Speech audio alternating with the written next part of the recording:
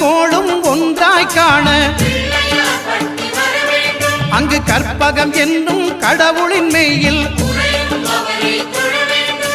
சூரியன் முதலாய் 9 கிரகமும் பலவித குணங்களை கொண்டிருக்கும் எங்கள் கற்பக தருவில் அவை வரும்போது ஒன்றாய் சேர்ந்து பலனளிக்கும்.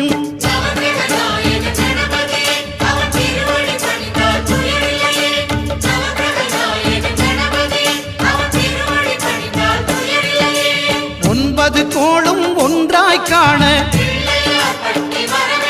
அங்கு கற்பகம் என்னும் கடவுளின் மெய்யில்